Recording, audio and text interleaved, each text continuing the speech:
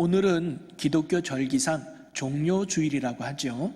또 고난주간이 시작된다 그래서 고난주일이라고도 합니다. 여러분, 종료주일이라는 말이 생긴 이유는 뭐냐면 예수님이 십자가 지시기 일주일 전에 예루살렘으로 입성을 하셨어요. 나귀를 타고 예루살렘으로 입성을 할 때 많은 사람들이 종려가지 나무를 흔들면서 호산나 다윗의 자손 예수여 찬송하리로다 하면서 예수님을 종려나무 가지를 흔들며 환영했다는 의미에서 종료주일로 지키고 있죠.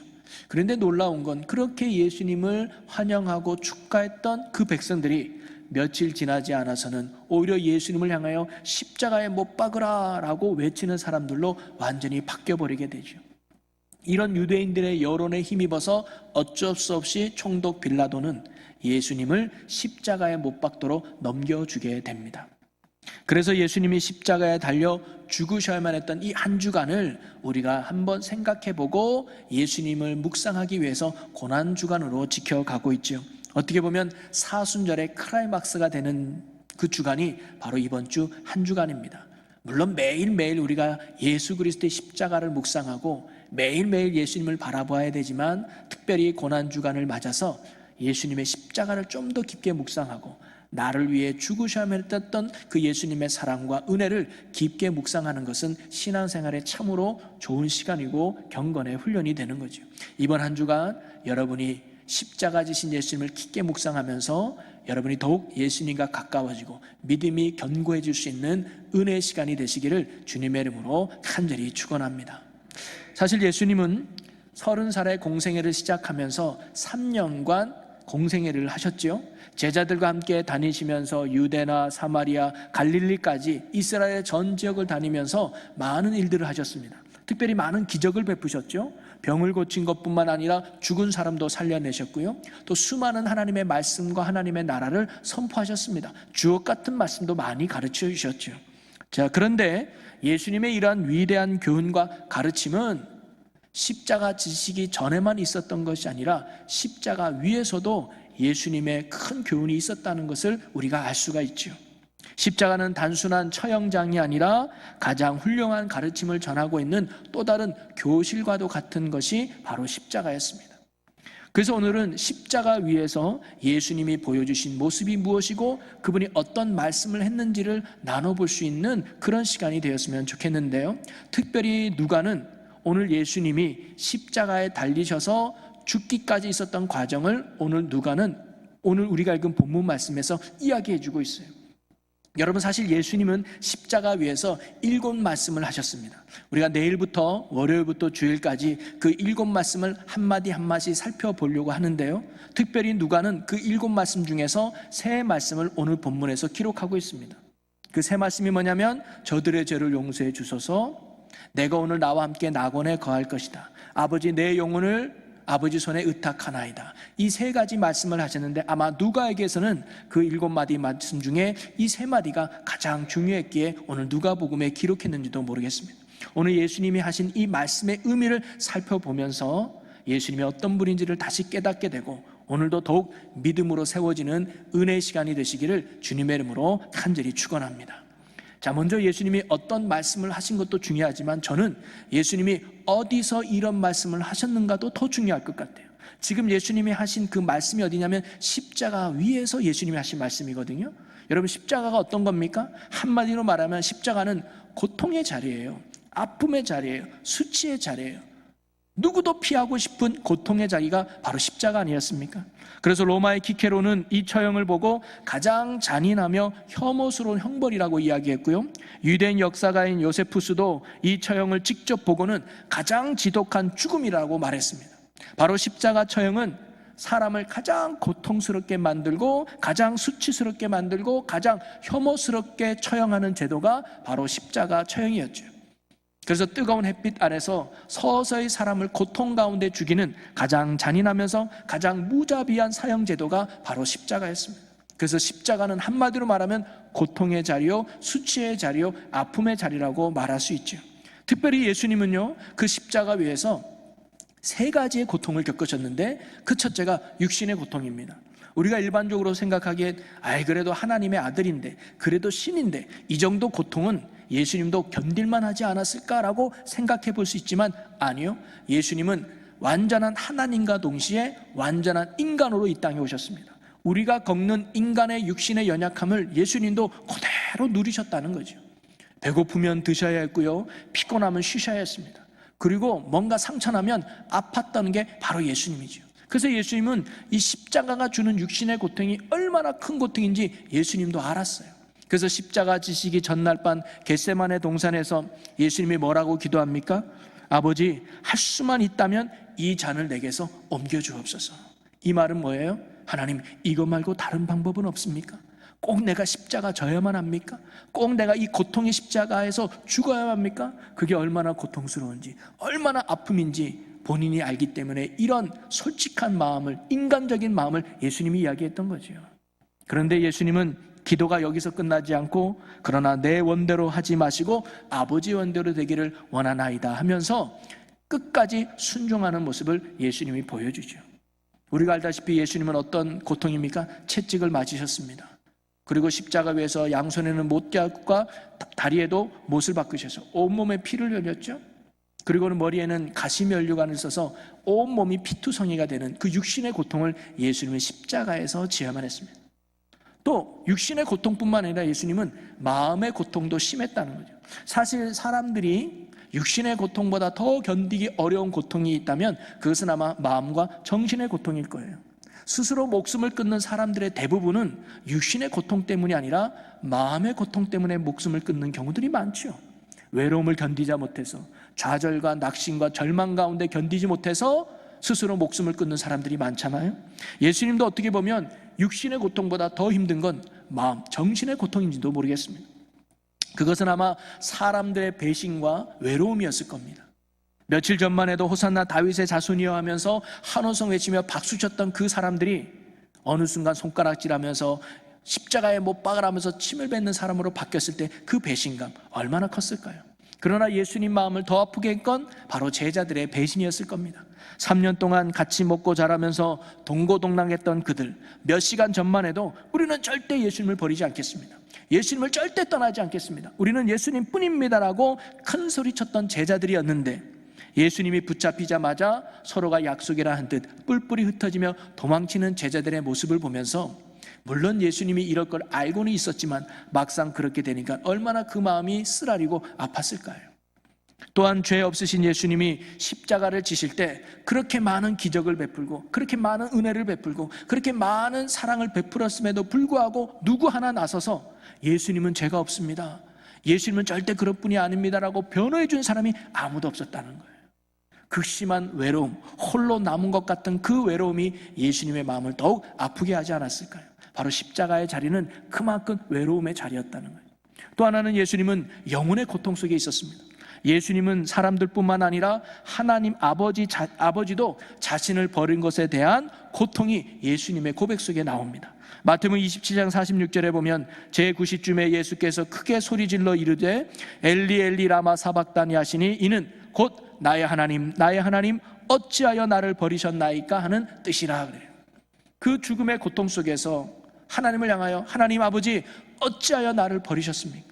어찌하여 나를 이 고통의 자리까지 그냥 내버려 두셨습니까? 라고 하는 예수님의 하소연의 고백이지요. 하나님은 온 인류를 구원하기 위해서 자신의 하나뿐인 독생자를 죽음의 자리까지 내버리신 겁니다. 그 순간은 하나님이 예수님을 포기해버린 거죠. 늘 예수님과 함께 하셨던 아버지 하나님은 이 순간만큼은 예수님을 완전히 떠나셨습니다. 예수님을 완전히 죽음 가운데 내버려 두신 것이죠. 이런 하나님과의 단절이 예수님께는 크나큰 고통으로 다가왔던 것입니다. 그러기에 이처럼 예수님이 지셨던 그 십자가의 자리를 한마디로 말하자면 그것은 고통의 자리요, 아픔의 자리예요. 견디기 어려운 고통의 자리가 바로 십자가라는 겁니다.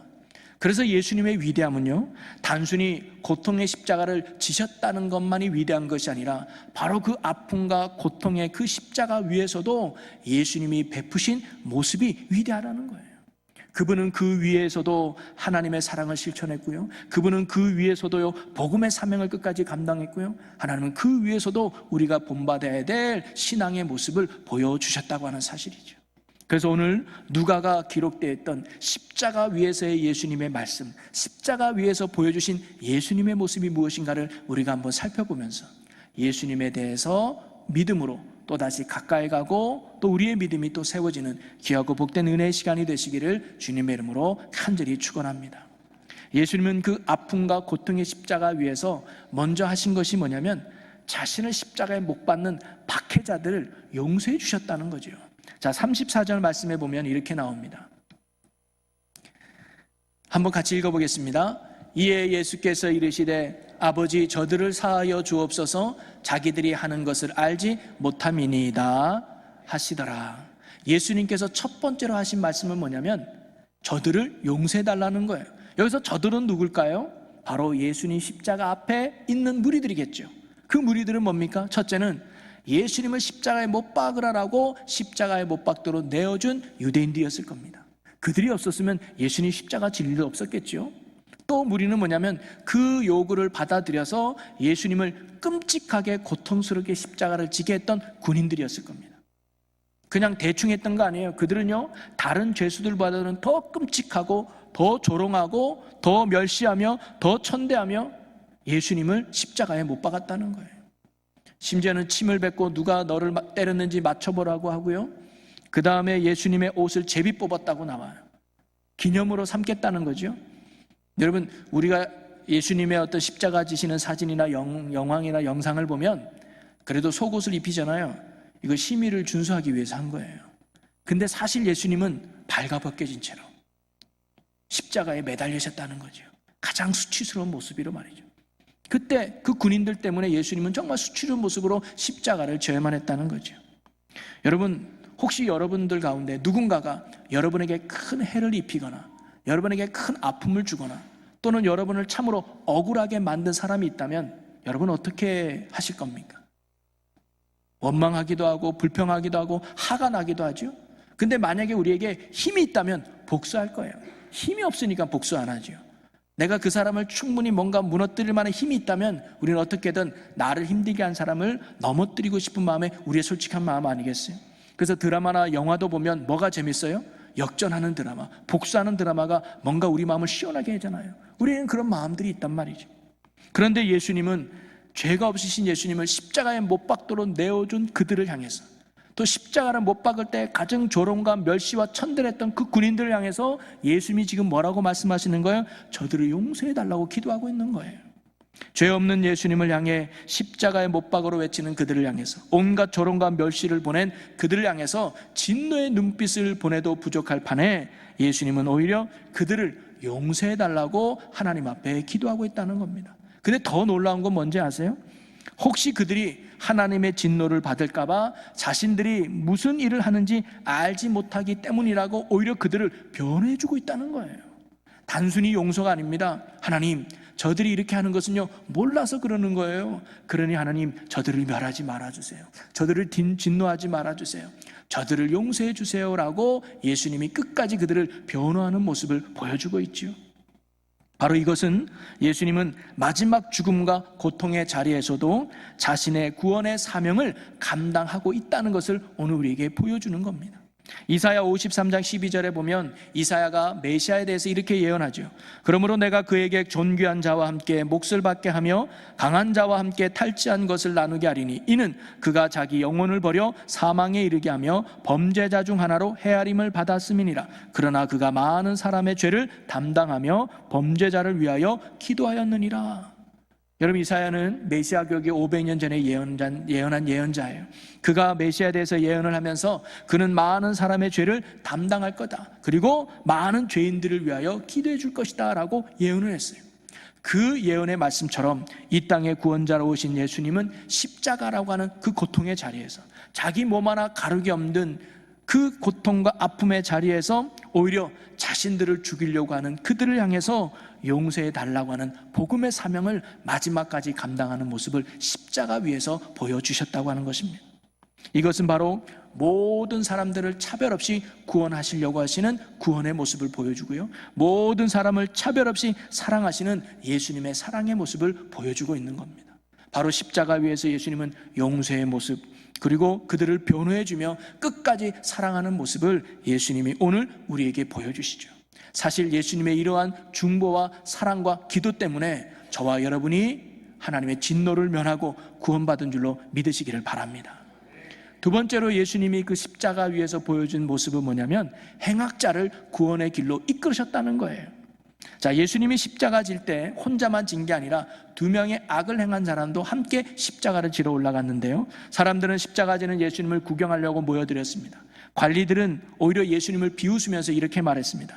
야, 저가 남도 구원했으니까 본인도 구원할 수 있는지 없는지 우리 한번 보자. 호기심에 예수님을 따라왔다는 거죠. 그때 함께 예수님과 십자가를 지른 두 행악자들이 있었습니다. 자, 그들의 어떤 반응을 보였느냐, 우리 누가복음 23장 39절과 41절을 우리 같이 읽어보겠습니다.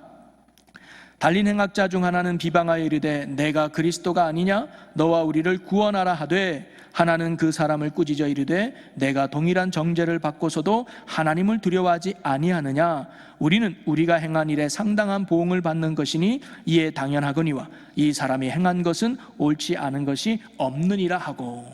똑같은 예수님을 바라보고 똑같은 죄를 지고 십자가 지는 이 두 행악자지만 예수님을 대하는 태도가 완전히 달랐다는 걸 알 수가 있어요. 한 사람은 좌편에, 한 사람은 우편에 있습니다.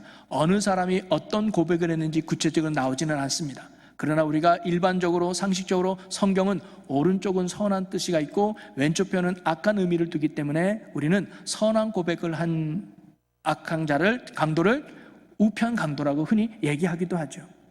자, 한 강도는 말하기를 내가 그리스도냐? 그럼 너와 나를 구원해봐라. 여러분, 이건 믿음의 고백이 아니에요. 조롱의 표현이에요.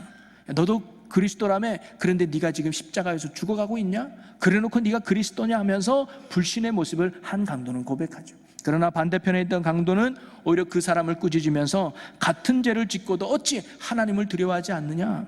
너와 나는 우리가 지은 죄값 때문에 이렇게 벌을 받는 거지만 이 사람은 옳지 않은 일을 행한 것이 없다. 한마디로 말하면 잘못한 것이 없는 분이야. 우리 때문에 지금 여기 계신 분이야 라고 고백하고 있는 거죠. 그리고 이 믿음으로 이 사람은 예수님께 이렇게 말을 합니다. 42절을 한번 봅니다. 이에 예수여 당신의 나라에 임하실 때에 나를 기억하소서 하니. 여러분, 지금 이 사람은 예수님을 어떤 분으로 고백하고 있는 거예요? 메시아로 고백하는 거예요. 구세주로 고백하는 거예요. 하나님의 나라에 우리를 인도하기 위해 이 땅에 오신 메시아여, 당신의 나라에 갈 때 나를 기억해 주셔서. 이 말은 나는 당신을 메시아로 믿습니다라는 고백 아니겠어요? 이 신앙의 고백을 받고 예수님은 그에게 이렇게 대답합니다. 43절에 예수께서 이르시되 내가 진실로 내게 이르노니 오늘 내가 나와 함께 낙원에 있으리라 하시니라. 아멘. 바로 이 사람과 함께 너는 오늘 나와 함께 천국에 갈 거야, 낙원에 있을 거야 라고 예수님이 그를 구원의 길로 이끄셨다는 거죠. 십자가라고 하는 고통의 자리에서, 자기 몸 하나 주체할 수 없는 고통과 아픔의 자리에서 예수님은 자기에게 손을 내미는 구원받기를 원하는 이 한 사람을 외면치 않으시고 그의 영혼을 구원의 길로 이끄시는 구원의 사명을 감당해주는 예수님의 모습을 우리가 오늘 십자가 위에서 바라볼 수 있다는 거죠. 여기에서 우리는 두 가지를 오늘 우리에게 가르쳐주고 있습니다. 하나는 뭐냐면 이 같은 십자가와 같은 죽음과 고통의 자리라 할지라도 그 자리가 구원의 자리가 될 수 있다는 것을 예수님은 오늘 우리에게 가르쳐준 거예요. 행악자는 죄로 말미암아 십자가를 통해 죽음으로 나아가고 있었습니다. 행악자에게 있어서 지금 그 자리는 죽음의 자리예요. 그런데 그 자리에서도 예수 그리스도를 통해서 죽음의 자리가 구원의 자리로, 생명의 자리로 바뀔 수 있다는 사실을 예수님이 오늘 우리에게 보여주고 있는 것이죠. 오늘날 십자가와 같은 고통의 자리로 인하여 삶의 소망을 잃어버리고 기쁨을 잃어버리고 절망과 좌절 속에 살아가는 사람이라 할지라도 예수 그리스도를 통해서 다시금 그가 소망과 구원의 길로 들어설 수 있다는 사실을 오늘 예수님이 우리에게 보여주고 있는 것입니다. 환경이나 상황이 중요한 것이 아닙니다. 어떤 자리든 예수 그리스도를 통해서 우리는 다시금 죽음을 넘어 생명의 자리로 나아갈 수 있다는 거죠. 그리고 십자가의 예수님이 곧 구원의 길이 됨을 가르쳐 주고 있습니다. 십자가에서 나의 죄를 대신해서 죽으신 예수님을 믿는 자는 바로 오늘 강도처럼 죽음이 주님이 계시는 영원한 낙원에 가게 될 것을 예수님이 오늘 가르쳐 주신 것이죠. 그러기에 마지막 순간에 구원받은 강도는 어찌 보면 참으로 복받은 사람이라고 말할 수 있죠. 마지막 구원의 기회를 이 강도는 결코 놓치지 않았다는 겁니다. 그러나 반대편에 있던 강도는 마지막 그 구원의 기회마저도 붙잡지 못해서 영원한 지옥불에 떨어졌다는 거죠. 여러분, 이걸 보면 구원받기에 늦은 시간은 없습니다. 아유, 나 같은 사람 구원해 주겠나? 에이, 내가 젊었을 때나 교회 나가야지. 아유, 내가 얼마나 많은 죄를 졌는데 나도 구원받기는 틀렸나 봐 라고 말할 때는 없다는 거예요. 그러나 우리가 그 기회를 놓치는 자들이 되지 말아야 된다는 거죠. 어느 때라도 주님 앞에 진심으로 회개하고 예수님을 나의 주로 믿으면 기간에 상관없이, 어떤 죄의 크기와는 상관없이 주님은 그 사람의 손을 붙잡고 하나님의 나라로, 낙원으로 인도해 주실 줄로 믿습니다. 그리고 세 번째로, 예수님은 죽음 앞에 자신의 영혼을 하나님께 전적으로 맡기시는 모습을 오늘 우리에게 보여주셨는데요, 오늘 44절에 보니까 예수님이 제6시가 되어라는 말이 나오는데, 히브리 그 당시 유대 시간은 우리랑 좀 달라서 1시가 오전 6시죠. 그래서 3시면 9시. 그래서 예수님은 오전 9시에 십자가에 달리셔서 6시까지, 바로 3시간 후인 12시까지 계속 십자가에 매달려 계셨습니다. 그랬더니 해가 갑자기 빛을 잃고 온 땅이 어두워지는 거예요. 3시까지 그게 계속됐다고 나와요. 그러면서 아주 중요한 사건 하나 터지는데, 그게 뭐냐면 성소의 휘장이 찢어졌다는 거예요. 자, 44절과 45절에 보면 때가 제6시쯤 되어 해가 빛을 잃고 온 땅에 어둠이 임하여 제9시까지 계속하며 성소의 휘장이 한가운데가 찢어지더라. 여러분, 성소의 휘장이 찢어졌다는 의미가 뭐냐면, 성소는 하나님의 임재를 상징하는 곳이잖아요. 그 성소 안에는 성소와 지성소라고 하는 구분이 나눠져 있어요. 그리고 이 지성소는 법궤가 안치된 곳으로 하나님만이 그곳에 계신다고 생각해서 죄인된 우리가 함부로 들어갈 수 있는 곳이 아니었어요. 그랬다가는 그 자리에서 그냥 죽음을 면치 못했어요. 그래서 1년에 딱 한 번 대제사장이 대속죄일 날 온 백성의 죄를 구원하고자 피를 뿌리기 위해서 1년에 한 번 들어가는 곳이 지성소였어요. 그래서 거기는 함부로 들어가지 못하도록 아주 두꺼운 휘장을 막아놨죠. 그런데 예수님이 십자가에 달렸을 때 그 휘장이 찢어졌다는 거예요. 이건 어떤 의미가 있을까요? 이거는 누구든지 이제는 하나님 앞에 나아갈 수 있는 길이 열렸다는 것을 말해주는 겁니다. 하나님과 나 사이에 막혔던 죄의 담을 예수님이 허물어 주신 것이죠. 그러니까 이제 예수님의 십자가의 대속의 피를 흘림으로 누구든지 예수님을 믿기만 하면 휘장을 뚫고 살아계신 하나님 앞에 당당하게 나아갈 수 있는 길이 열렸다는 거예요. 그래서 히브리서 기자는 이렇게 증언합니다. 그러므로 형제들아, 우리가 예수의 피를 힘입어 성소에 들어갈 담력을 얻었으나니 그 길은 우리를 위하여 휘장 가운데 열어놓으신 새로운 살 길이요 휘장은 곧 그의 육체니라. 휘장이 찢어졌다는 것은 예수님의 육체가 찢어져서 이제는 그 예수 그를 통해서 생명의 길, 새로운 살 길, 하나님께로 나아가는 길이 열렸다는 거죠. 그러면서 예수님이 이렇게 운명하시면서 마지막으로 하신 말씀이 46절입니다. 우리 46절을 같이 읽어봅니다. 예수께서 큰 소리로 불러 이르시되 아버지, 내 영혼을 아버지 손에 부탁하나이다 하고 이 말씀을 하신 후 숨지시니라. 예수님께서 운명하시면서 제일 마지막에 하신 말씀이 뭐예요? 내 영혼을 아버지 손에 부탁합니다 라는 고백이었어요. 이게 의미는 뭐냐면, 하나님 아버지의 구원하심과 나를 부활케 하시는 능력을 믿고 자신을 전적으로 하나님께 맡겨드린 거예요. 죽음이 끝이 아니라 죽었던 나를 다시 살려낼 것이고, 죽었던 나를 다시 부활케 하시는 하나님의 능력을 믿고 하나님께 예수님의 영혼을 맡겨드린 것이죠. 예수님이 이렇게 전적으로 자신의 영혼을 하나님께 맡겨드렸기 때문에 그분은 죽음으로 끝나지 않고 3일 만에 다시 부활할 수 있었다는 거죠. 하나님께서 자신을 맡기는 예수님의 이러한 모습은 사도행전에서 돌을 맞아 죽으면서 주 예수여 내 영혼을 받으시옵소서라고 고백했던 스데반의 고백 속에서 우리가 그것을 발견할 수 있습니다. 스데반도요, 자신의 영혼을 주님께 맡겨요. 죽어갈 때 그 주님께 자신의 영혼을 맡긴 거예요. 그 의미는 뭐예요? 죽음이 끝이 아닌 거예요. 내가 비록 이어서 돌을 맞아 죽어도 나를 살리신 주님 앞에, 나를 다시 부활케 하신 주님 앞에 내 영혼을 맡깁니다라는 신앙의 고백과 믿음이 그 고백 속에 담겨져 있었던 거죠. 그래서 이 고백과 함께 그는 비록 돌을 맞아 죽었지만 그 당당하게 죽음을 맞이했으며 또한 그는 부활의 영광을 누리게 된 줄로 믿습니다. 여러분, 우리도 스데반의 고백이 오늘 우리의 고백이 되기를 주님의 이름으로 간절히 소망합니다. 내 영혼을 항상 아버지 손에 맡겨드리는 거죠. 그리고 아버지의 인도하심을 받는 거예요. 그럴 때 우리의 삶은 죽음을 넘어 부활의 삶으로, 절망을 넘어 소망의 삶으로, 그리고 슬픔을 넘어 기쁨의 삶으로 나아가게 될 줄로 믿습니다. 사랑하는 성도 여러분, 오늘 우리는 십자가에 달리신 예수님을 보라 라는 제목으로 함께 말씀을 나누었는데요, 누가는 십자가 위에서 예수님을 바라보고 있었습니다. 그리고 십자가 위에서 예수님은 고통 속에서 끝나지 않고 그 죽음과 고통 속에서도 우리를 향한 세 마디의 귀한 말씀을 하셨다라고 누가는 고백하고 있어요. 그 예수님의 모습은 뭡니까? 용서의 모습이었고요, 그리고 구원의 길로 인도해 주는 모습이었고요, 그리고 자기의 영혼을 하나님께 맡기는 믿음의 모습을 오늘 우리에게 보여주셨습니다. 예수님이 이러한 모습을 보여준 이유는 그냥 아는 것으로 끝나는 것이 아니라 예수님을 주로 모시며 살아가는 우리가 예수님과 같은 삶을 살아갈 것을 예수님이 먼저 보여준 모습이 아닐까요? 십자가와 같은 믿음 생활이 힘든 어려움이 있다 할지라도 예수님이 보여주었던 것처럼 용서의 삶을 살아가고 한 명이라도 구원의 길로 인도하는 일에 힘쓰고, 그리고 우리의 삶과 우리의 영혼을 온전히 하나님께 맡겨서 하나님의 인도함을 받는 삶을 살아가는 것, 그것이 주님이 우리에게 원하는 신앙의 모습이라는 것이죠. 오늘 저와 여러분이 십자가 위에서 보여주신 그 예수님의 그 모습을 마음에 새겨서 우리도 그분을 닮아서 주님의 기뻐하는 삶으로, 승리함으로 나아갈 수 있는 저와 여러분의 복 있는 삶, 믿음의 귀한 삶이 되시기를 주님의 이름으로 간절히 축원합니다. 우리 오늘 이 시간은 함께 기도하고 결단했으면 좋겠습니다. 오늘 말씀을 속에서 주님, 그 십자가 얼마나 고통의 자리인지, 견디기 힘든 그 아픔의 자리인지, 근데 예수님은 그 고통의 자리에 위해서도 자신을 박해하는 자들을 용서해 주셨고, 구원의 손을 내미는 자를 외면치 않으셨고, 영혼을 하나님께 맡기는 믿음의 모습을 우리에게 보여주셨습니다.